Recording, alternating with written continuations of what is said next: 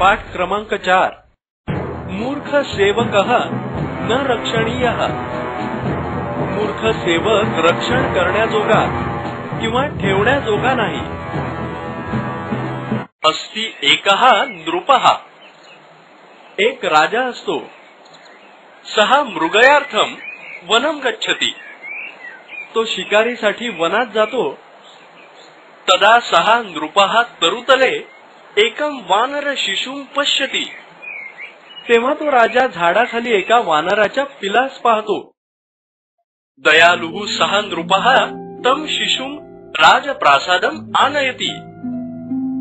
तो दयाळू राजा त्या पिलाला राजवाड्यात आणतो। नृपः तं कपिशिशुं पुत्रवत पालयति। राजा त्या वानराच्या पिलाचं मुलाप्रमाणे पालन पोषण करतो। मिष्टान्न भक्षणेन सह वानरः पीवरः भवति।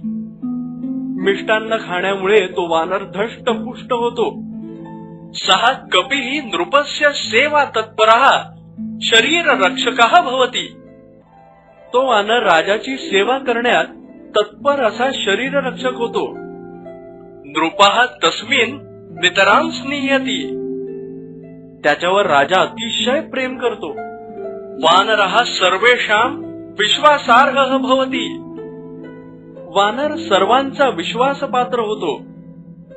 एकदा नृपः निद्राति। एकदा राजा झोपतो। तदा सः वानरः व्यजनेन नृपं बीजयति। तेव्हा तो वानर पंख्याने राजाला वारा घालत असतो। काचित् मक्षिका नृपस्य वक्षस्थले उपविशति।